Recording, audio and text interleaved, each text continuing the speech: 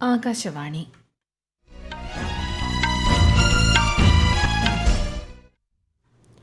നമസ്കാരം. വാർത്തകൾ വായിക്കുന്നത് ലക്ഷ്മി ശ്രീവിജയ. പ്രധാന വാർത്തകൾ. രാജ്യത്തെ അഭിഭാഷക സമൂഹം പാർശ്വവൽകൃതരുടെ സാമൂഹ്യ നീതിക്കായി പ്രവർത്തിക്കണമെന്ന് രാഷ്ട്രപതി ദ്രൌപദി മുർമു. ജമ്മു കാശ്മീരിലെയും ഹരിയാനയിലെയും നിയമസഭാ തെരഞ്ഞെടുപ്പ് പ്രചാരണം ഊർജിതമാക്കി രാഷ്ട്രീയ പാർട്ടികൾ. മുതിർന്ന നേതാക്കൾ പ്രചാരണ രംഗത്ത് സജീവം. പ്രധാനമന്ത്രി നരേന്ദ്രമോദിയുടെ പ്രതിമാസ റേഡിയോ പ്രഭാഷണ പരിപാടിയായ മൻ കി ബാത് നാളെ.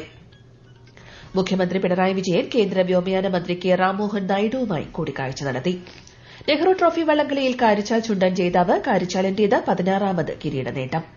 ഇന്ത്യ ബംഗ്ലാദേശ് ടെസ്റ്റ് ക്രിക്കറ്റ് പരമ്പരയിൽ ഇന്നത്തെ കളി മഴ മൂലം ഉപേക്ഷിച്ചു. ഐഎസ്എല്ലിൽ ജംഷഡ്പൂരിനെ 1-2 ഗോളുകൾക്ക് ഒഡീഷ പരാജയപ്പെടുത്തി.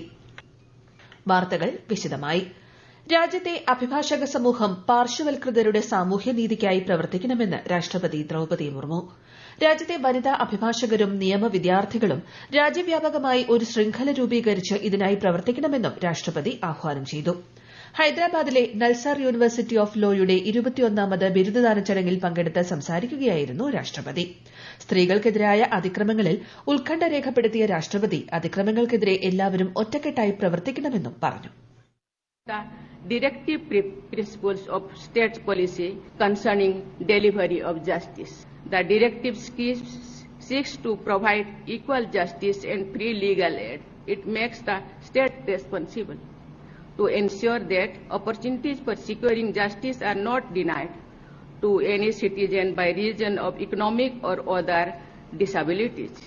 The vision statement of your institution also underlined a particular focus on social justice to the marginalized community. ഹൈദരാബാദിലെത്തിയ രാഷ്ട്രപതിയെ തെലങ്കാന ഗവർണർ ജിഷ്ണുദേവ് വർമ്മയും മുഖ്യമന്ത്രി എ രേവന്ത് റെഡ്ഡിയും ചേർന്നാണ് സ്വീകരിച്ചത്. സെക്കന്ദരാബാദിലെ രാഷ്ട്രപതി നിലയത്തിൽ സംഘടിപ്പിക്കുന്ന ഭാരതീയ കലാമഹോത്സവത്തിന്റെ ഉദ്ഘാടനവും ശ്രീമതി മുർമു നിർവഹിച്ചു. 8 ദിവസം നീണ്ടുനിൽക്കുന്ന കലാമഹോത്സവത്തിൽ വടക്ക് കിഴക്കൻ സംസ്ഥാനങ്ങളിലെ കല, സംസ്കാരം, കരകൌശല വസ്തുക്കൾ എന്നിവ പ്രദർശിപ്പിക്കും. 8 സംസ്ഥാനങ്ങളിലെ ഗവർണർമാരും കേന്ദ്രമന്ത്രിമാരും പരിപാടിയിൽ പങ്കെടുക്കും. പ്രധാനമന്ത്രി നരേന്ദ്രമോദിയുടെ പ്രതിമാസ പ്രഭാഷണ പരിപാടി മൻ കി ബാത് നാളെ രാവിലെ 11 മണിക്ക്. പരിപാടിയുടെ 114ാം പതിപ്പാണിത്. ആകാശവാണിയുടെയും ദൂരദർശന്റെയും എല്ലാ ശൃംഖലകളിലൂടെയും പരിപാടി തത്സമയം കേൾക്കാവുന്നതാണ്. തുടർന്ന് പരിപാടിയുടെ മലയാളം പരിഭാഷയും ഉണ്ടായിരിക്കും. 3ാമത്തെ തവണ പ്രധാനമന്ത്രിയായി അധികാരമേറ്റ ശേഷമുള്ള 4ാമത് മൻ കി ബാത് പ്രഭാഷണ പരിപാടിയാണ് നാളെ നടക്കുന്നത്. ജമ്മു കാശ്മീരിലെയും ഹരിയാനയിലെയും നിയമസഭാ തെരഞ്ഞെടുപ്പിലേക്കുള്ള പ്രചാരണം ഊർജിതമാക്കി രാഷ്ട്രീയ പാർട്ടികൾ. ജമ്മു കാശ്മീരിൽ ചൊവ്വാഴ്ച 3ാം ഘട്ട തെരഞ്ഞെടുപ്പ് നടക്കുമ്പോൾ ഹരിയാനയിൽ അടുത്ത മാസം 5-നാണ് ഒറ്റഘട്ട തെരഞ്ഞെടുപ്പ്. പ്രധാനമന്ത്രി ജമ്മു കാശ്മീരിലും ഹരിയാനയിലും ഇന്ന് തെരഞ്ഞെടുപ്പ് റാലികളിൽ പങ്കെടുത്തു. വിശദാംശങ്ങളിലേക്ക്. ജമ്മു കാശ്മീരിലെ 40 നിയമസഭാ മണ്ഡലങ്ങളിലേക്കാണ് 3ാം ഘട്ടത്തിൽ തിരഞ്ഞെടുപ്പ് നടക്കുക. വിവിധ രാഷ്ട്രീയ പാർട്ടികളിലെ പ്രമുഖ നേതാക്കൾ പ്രചാരണ രംഗത്ത് സജീവമാണ്. മുതിർന്ന ബിജെപി നേതാവും പ്രധാനമന്ത്രിയുമായ നരേന്ദ്രമോദി ജമ്മുവിൽ ഇന്ന് റാലിയെ അഭിസംബോധന ചെയ്തു. ജമ്മു കാശ്മീരിലെ ജനങ്ങൾക്ക് സമാധാനവും വരും തലമുറയ്ക്ക് ശോഭനമായ ഭാവിയും വേണമെന്നും തിരഞ്ഞെടുപ്പിന്റെ അവസാന 2 ഘട്ടങ്ങളിലെ മികച്ച പോളിംഗ് ഇതിന് തെളിവാണെന്നും അദ്ദേഹം റാലിയെ അഭിസംബോധന ചെയ്തു പറഞ്ഞു. കോൺഗ്രസ് നേതാവ് പ്രിയങ്ക ഗാന്ധിയും ജമ്മു കാശ്മീരിലെ ബിഷ്നയിൽ പൊതുപരിപാടിയിൽ പങ്കെടുത്ത് സംസാരിച്ചു. തിരഞ്ഞെടുപ്പിന് ദിവസങ്ങൾ മാത്രം ബാക്കി നിൽക്കെ രാഷ്ട്രീയ പാർട്ടികളിലെ മുതിർന്ന നേതാക്കളെല്ലാം പ്രചാരണ രംഗത്തുണ്ട്. ബിജെപി ദേശീയ അധ്യക്ഷൻ ജെ.പി. നദ്ദ ഇന്നലെ കത്വയിൽ റാലിയിൽ പങ്കെടുത്തു. 90 അംഗ നിയമസഭാ സീറ്റുകളിലേക്ക് തെരഞ്ഞെടുപ്പ് നടക്കുന്ന ഹരിയാനയിൽ ഇന്നലെ ബിജെപിയിലെ മുതിർന്ന നേതാവും കേന്ദ്ര ആഭ്യന്തരമന്ത്രിയുമായ അമിത് ഷാ 3 പൊതുപരിപാടികളിൽ പങ്കെടുത്തു. കോൺഗ്രസ് നേതാവ് കുമാരി സെൽജയും ഇന്നലെ പ്രചാരണ റാലികളിൽ പങ്കെടുത്തു. ആം ആദ്മി പാർട്ടി നേതാക്കളും പ്രചാരണ രംഗത്ത് സജീവമാണ്. News desk Akashvani. ഹരിയാന നിയമസഭാ തെരഞ്ഞെടുപ്പിന് മുന്നോടിയായി തെരഞ്ഞെടുപ്പ് പ്രകടന പത്രിക പുറത്തിറക്കി കോൺഗ്രസ് അധ്യക്ഷൻ മല്ലികാർജ്ജുൻ ഖാർഗെ പുറത്തിറക്കിയ പ്രകടന പത്രികയിൽ 7 വാഗ്ദാനങ്ങളാണ് പ്രധാനമായും മുന്നോട്ട് വച്ചിരിക്കുന്നത്. സ്ത്രീകൾക്ക് പ്രതിമാസം 2000 രൂപയും 25 ലക്ഷം രൂപ വരെ സൌജന്യ ചികിത്സയും കോൺഗ്രസ് വാഗ്ദാനം ചെയ്യുന്നു. സത്ലജ് യമുന ലിങ്ക് കനാലിൽ നിന്ന് ഹരിയാനയ്ക്ക് വെള്ളം നൽകാമെന്നും വാഗ്ദാനം ചെയ്തിട്ടുണ്ട്. ഗ്രാമീണ മേഖലകളിൽ നിന്നുള്ള കരകൌശല വസ്തുക്കളുടെ ഉൽപാദനം വർദ്ധിപ്പിക്കാൻ നിർമ്മിത ബുദ്ധി, 3D പോലുള്ള നൂതന സാങ്കേതിക വിദ്യകൾ അവലംബിക്കണമെന്ന് കേന്ദ്ര ടെക്സ്റ്റൈൽ മന്ത്രി ഗിരിരാജ് സിംഗ്. രാജ്യത്ത് ഈ വർഷം 60,000 കോടി രൂപയുടെ കൈത്തറി, കരകൌശല വസ്തുക്കൾ കയറ്റുമതി ചെയ്യാനാണ് കേന്ദ്ര ടെക്സ്റ്റൈൽ മന്ത്രാലയം ലക്ഷ്യമിടുന്നതെന്നും അദ്ദേഹം പറഞ്ഞു. കരകൌശല വസ്തുക്കളുടെ കയറ്റുമതി പ്രൊമോഷൻ കൌൺസിലിന്റെ ആദ്യ ഓഫീസ് പാട്നയിൽ ഉദ്ഘാടനം ചെയ്യുകയായിരുന്നു മന്ത്രി. ഉരുക്ക് ഉൽപാദന രംഗത്ത് ഇന്ത്യ ആഗോളതലത്തിൽ രണ്ടാം സ്ഥാനത്താണെന്ന് കേന്ദ്ര സഹമന്ത്രി ഭൂപതി രാജു ശ്രീനിവാസ. 144 ദശലക്ഷം ടണ്ണാണ് ഇന്ത്യയുടെ ഉൽപാദനശേഷിയെന്നും മന്ത്രി പറഞ്ഞു. ഹരിത ഉരുക്ക് ഉൽപാദനത്തെക്കുറിച്ച് ന്യൂഡൽഹിയിൽ നടന്ന അന്താരാഷ്ട്ര സമ്മേളനത്തെ അഭിസംബോധന ചെയ്യുകയായിരുന്നു അദ്ദേഹം.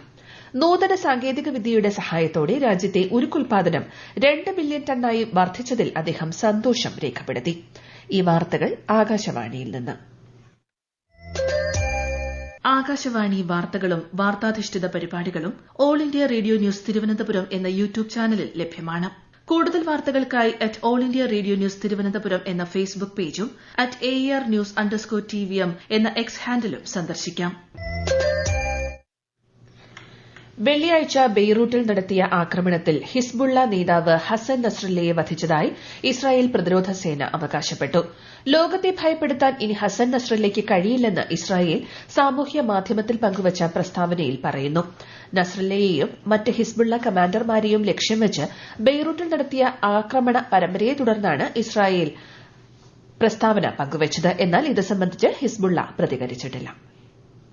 ഗാസയിലെ പലസ്തീൻ ജനതയ്ക്ക് ആവശ്യമായ അടിസ്ഥാന ഭക്ഷണ സാധനങ്ങൾ കാലതാമസം കൂടാതെ എത്തിച്ചേരുമെന്ന് ഉറപ്പാക്കാൻ അന്താരാഷ്ട്ര നീതിന്യായ കോടതി ഇസ്രായേലിനോട് ഉത്തരവിട്ടു. ഗാസയിലെ പലസ്തീനുകൾ മോശമായ ജീവിത സാഹചര്യങ്ങളാണ് കഴിയുന്നതെന്നും പട്ടിണിയും ക്ഷാമവും പടരുകയാണെന്നും അന്താരാഷ്ട്ര കോടതി നിരീക്ഷിച്ചു. മുഖ്യമന്ത്രി പിണറായി വിജയൻ കേന്ദ്ര വ്യോമയാന വകുപ്പ് മന്ത്രി കെ രാംമോഹൻ നായിഡുവുമായി കൂടിക്കാഴ്ച നടത്തി. കേരളത്തിലെ വ്യോമയാന ഗതാഗതവുമായി ബന്ധപ്പെട്ട വിവിധ വിഷയങ്ങൾ ചർച്ച ചെയ്തു. ന്യൂഡൽഹിയിലെ രാജീവ് ഗാന്ധി ഭവനിൽ നടന്ന കൂടിക്കാഴ്ചയിൽ മന്ത്രി വി അബ്ദുറഹ്മാനും പങ്കെടുത്തു. 70ാമത് നെഹ്റു ട്രോഫി വള്ളംകളിയിൽ പള്ളാതുരുത്തി ബോട്ട് ക്ലബ് തുഴഞ്ഞ കാരിച്ചാൽ ചുണ്ടൻ ജേതാവായി. VBC കൈനകരി ബോട്ട് ക്ലബ് തുഴഞ്ഞ വിയപുരം ചുണ്ടനെ മൈക്രോ സെക്കൻഡുകളുടെ വ്യത്യാസത്തിൽ പിന്തള്ളിയാണ് കാരിച്ചാൽ ജല രാജാവായത്. 16ാം തവണയാണ് കാരിച്ചാൽ നെഹ്റു ട്രോഫിയിൽ മുത്തമിടുന്നത്. കുമരകം ടൌൺ ബോട്ട് ക്ലബ് തുഴഞ്ഞ നടുഭാഗം 3ാം സ്ഥാനം നേടി. കാൺപൂരിൽ നടക്കുന്ന ഇന്ത്യ ബംഗ്ലാദേശ് ടെസ്റ്റ് ക്രിക്കറ്റ് പരമ്പരയിലെ 2ാം മത്സരത്തിന്റെ ഇന്നത്തെ കളി മഴ മൂലം ഉപേക്ഷിച്ചു. ഇന്നലെ ആദ്യ ദിനം കളി അവസാനിച്ചപ്പോൾ ബംഗ്ലാദേശ് 3 വിക്കറ്റ് നഷ്ടത്തിൽ 107 റൺസ് എന്ന നിലയിലാണ്. ആകാശ് ദീപ് 2 വിക്കറ്റും രവിചന്ദ്രൻ അശ്വിൻ 1 വിക്കറ്റും വീഴ്ത്തി. ചെന്നൈയിൽ നടന്ന ആദ്യ ടെസ്റ്റിൽ ബംഗ്ലാദേശിനെ 280 റൺസിന്റെ കൂറ്റൻ സ്കോറിന് തോൽപ്പിച്ച് ഇന്ത്യ 1-0 മുന്നിലാണ്. ISL ഫുട്ബോളിൽ ജംഷഡ്പൂരിനെ 1-2 ഗോളുകൾക്ക് ഒഡീഷ പരാജയപ്പെടുത്തി. ഭുവനേശ്വറിലെ കലിംഗ സ്റ്റേഡിയത്തിൽ നടന്ന മത്സരത്തിൽ ഒഡീഷയ്ക്ക് വേണ്ടി ഡിയാഗോ മൌറീഷ്യയും മൌർട്ടാഡോ ഫോളും ഗോളുകൾ നേടി.